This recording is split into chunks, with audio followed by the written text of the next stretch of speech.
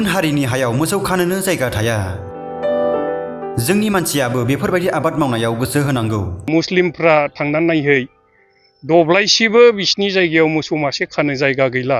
दानि बे बोथोराव बिसोरो मा आबाद मावदों जों बेफोरखौ नुगासिनो दङ।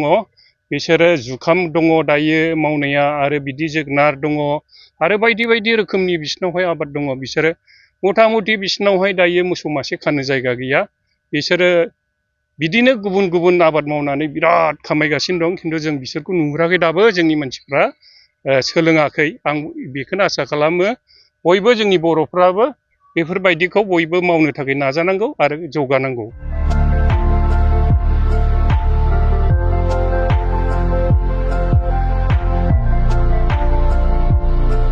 उदालगुरिनि आगस्तिन मोसाहारिया जोगोनार आबाद खालामना नखर दैदेनदों। जोगोनार फाननानै आं 5 लाख रां मोनगोनखौ आसा दं। मार्केटआ दायो एसे ल'आव फैगासिनो दं, अब्लाबो थांनाय बोसोरनिख्रुइ गोजौआव दङ। आङो ओरैनो बेखौ फाननानै दायो आंनि साइक'लजियावहाय आं गैयाबाबो 5 लाखखौ आसा दं आरो। थांनाय 5 बोसोरनिफ्रायनो आगस्तिन मोसाहारिया जोगोनार आबाद खालामनानै नखर खुंबोदों। बेबायदि आबाद मावोब्ला नखर खुंनायाव जेबो जेंना फैया। मावबोनाया बेनिफ्राय मावै देग्लाय 5 बोसोराव आगान सुरगासिनो दङ। देग्लाय आङो मावदों जाहैबाय 12 बिगा सामथिं बिदि आरो।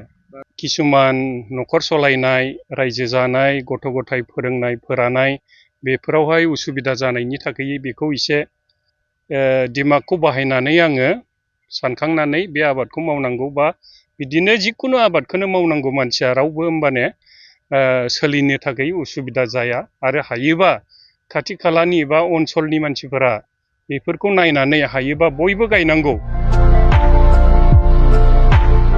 उदालगुरि जिल्लानि मेरबांसुबा गामिनि सासे आबादारिया देग्लाय 2 बिगा हायाव जोगोनार आबाद खालामदों। गुबुन आबादफोर खालामनायजों लोगोसे जोगोनार आबाद खालामनायाव मुखुब मेरबांसुबा गामिनि आबादारि आगस्तिन मोसाहारिया। गुबुन हारिनि सुबुंफोरा बायदि आबादफोर खालामनो हायोब्ला जों मानो हाया होननानै सोंथि खालामो आगस्तिन मोसाहारिया। थांनाय 5 बोसोरनिफ्रायनो आगस्तिन मोसाहारिया जोगोनार आबाद खालामनायाव बांसिन रां मोननो हाबोदों होननानै फोरमायो। देग्लाय बिथाङा 12 बिगा हायाव 90,000 खरसा खालामनानै जोगोनार आबाद खालामदों। गोबां जोगोनार फिथाइखौ नुनानै बिथाङा बे बोसोराव 5 लाख रां मोनगोनखौ आसा खालामो। बिथांनि जोगोनार आबादथिलियाव आसामनि अनगायैबो गुबुन रायजोनि मैगं फालांगिरिफोरा होंगो दोंगो सुलाद लाफैयो। फैगौ 5 बोसोराव आगस्तिन मोसाहारिया 20 बिगा हायाव जोगोनार आबाद खालामनो नाजागोन होननानै मिथिहोदों। बांद्राय जोथोन लानाङालासिनो दान मोनब्रैयावनो जोगोनारखौ बोखांनानै गुबुन आबाद खालामफिननो हायो आरो एसेल' साननि गेजेरावनो गोबां रां मोनो होननानै आबादारि आगस्तिन मोसाहारिया बुंदों। आरो साख्रि नागिरनानै समखौ आद्रि खालामालासिनो बेबायदि आबादफोरखौ खालामनांगौ होननानै गावनि फारसेनिफ्राय गावनि आबाद मावनायनि सायाव ओरैबायदि फोरमायो।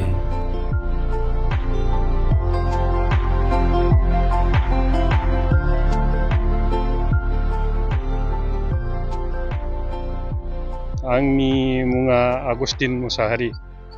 थासारिखौ लानानै रायजो जानायाव किसुमान उसुबिदानि थाखाय बे आबादखौ मावनो गोनां जायो। न'खर सलायनाय, रायजो जानाय, गथ' गथाय फोरोंनाय, बिनि थाखाय एसे माखासे दिमागखौ बाहायनानै मावनाय जादों आरो बेखौ। नोंथाङा देग्लाय खै बिगा मावदों आबाद, बे जोगोनार आबादखौ?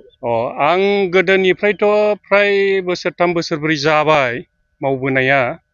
बेनिफ्राय मावै देग्लाय 5 बोसोराव आगान सुरगासिनो दङ। देग्लाय आङो मावदों जाहैबाय 12 बिगा सामथिं बिदि आरो। 12 बिगा? औ। बे 12 बिगायाव नोंथाङा बेसेबां खरसा खालामनानै बे आबादखौ खालामखो? आदसा, खरसायाथ' दायो हाजिरा मुजिरा दामा एसे बारा नालाय, बेनिखायनो आङो बेयाव खरसाया गासैजों हालेवनायनिफ्राय फुरा कमप्लिट लानानै हासार हुसार आङो 90,000खौ गारनानै दोनदों आरो। दा बे जोगोनार फिथाइखौ फाननानै नोंथाङा बेसेबां मोनगोन आसा खालामदों? बेखौथ' आङो दायो किसुमान मार्केटनि खोथा। मार्केटआ दायो एसे ल'आव फैगासिनो दं, अब्लाबो थांनाय बोसोरनिख्रुइ गोजौआव दङ। आङो ओरैनो बेखौ फाननानै दायो आंनि साइक'लजियावहाय आं गैयाबाबो 5 लाखखौ आसा दं आरो। औ। नोंथाङा मा जातनि जोगोनारखौ गायदों? आदसा, आंथ' बेखौ सिगां गायबोनाय हिसाबै आङो अर्जुना F1 137खौ गायो आरो। बे किसुमान न'खर सलायनाय रायजो जानाय गथ' गथाय फोरोंनाय फोरानाय बेफोरावहाय उसुबिदा जानायनि थाखाय बेखौ एसे दिमागखौ बाहायनानै आङो सानखांनानै बे आबादखौ मावनांगौ बा बिदिनो जिखुनु आबादखौनो मावनांगौ मानसिया रावबो होमबाने सोलिनो थाखाय उसुबिदा जाया आरो हायोबा खाथि खालानि बा ओनसोलनि मानसिफोरा बेफोरखौ नायनानै हायोबा बयबो गायनांगौ माने कम्पिटिसन सिस्टेम जानांगौ बियो सोरबा सासेल' गायनानै बाखिया नायबाय थायोबा खिन्थु बे बाखिया डेभेलप जानाय नङा एरिया जुदि बयबो बिदिनो बेलेगखौ बा गुबुनखौ नुनानै गायजोबोबा बयबो डेभेलप जागोन जौगागोन रांखावरिफोरावहाय उसुबिदा जानाय नङा थिग बिदिनो जोंनि मानसिफ्रा दासिमबो रोङाखै आरो गुबुन गुबुन माबाफ्रा मुस्लिमफ्रा थांनानै नायहै दब्लायसेबो बिसिनि जायगायाव मोसौ मासे खानो जायगा गैला दानि बे बोथोराव बिसोरो मा मा आबाद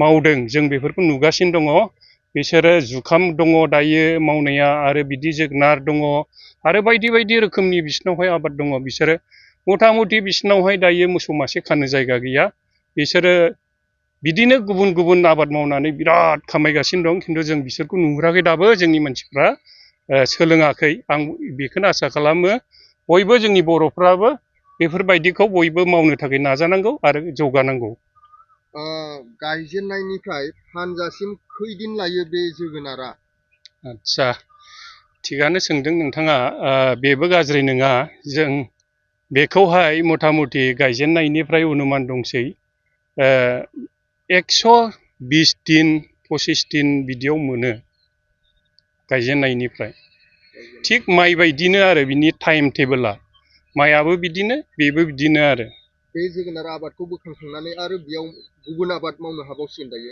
हागोन लोगो लोगो हागोन दायो नोंथाङा नाय जों बेखौ थिखांनाय लोगो लोगो जोङो रनजित सर्न माइ लोगो लोगो जों दानो गायगोन जुन मासावनो गायनो मोनगोन मा होमबा दा जोंथ' बे फुरा अलरेडि मोनबायानो जों बेखौ फानसिगोन सप्तानैनि उनावनो खोथिया फोबाय थिग जुन मासनि 10-12 जों गायफिनजोब्बाय नोंथांमोनहा बे जोगोनारखौ गावनो बाजाराव फानहैयो ना जायगायावनो सोरबाफोर लांनो फैयो आदसा मार्केटआथ' इसिबां उसुबिदा गैया दायो गोजानाव साप्लाय थाङो बायदिसिना बिदि गुबुन गुबुन जायगायाव बा गोजानाव थाङो हमनानै ला वेस्ट बेंगल थाङो केलकाता थाङो बिनि मालफ्रा आरो दिल्लीयाव थाङो जों मिथिनाय मथेबा बे मालखौहाय जोङो बिनिफ्रायनो मा होनबा पायखारि गिदिर दङ मथा मथि टन हिसाब थिखाङो बिसोरो नों 10 गारिबाबो 20 गारिबाबो लांगोन दाम दर मिलायबानो फाननायनि थाखाय जेबो उसुबिदा गैया बेनिखायनो बयबो हाजासेखौ मावनो थाखाय बे आबादखौ सोलोंनांगौ बा मावनांगौ आरो बे जोगोनारजों लोगोसे नोंथाङा गुबुन माबाफोर आबाद खालामबावो आङो बिदिनो गुबुन आबादथ' खालामनाया बायदि आबाद दंबावो आंने बायदि फिसा आबाद बिदिनो अनेक दंबावो खिन्थु बेखौहाय आङो बिदि बारा फेमास गैया आरो अपेन माने गुबुनफोरनो खोन्थायाखै हारसिंनो बिदिनो सिरि मावो आरो नोंथाङा फैगोन बोसोराव खै बिगा गायनो सानदों दायो आदसा आंथ' दायो नाजागासिनो दङ हाजासेखौ माने बोसोरे बारायगासिनोबो दङ बिदिनो बाराय दायो आङो 12 बिगासिम फैबाय फैनानै नेक्स्ट बाराव हायोबा 20-30 बिगा गायगोन आं उदालगुरिनिफ्राय जनास बसुमतारिनि रिपर्ट BDC Live 12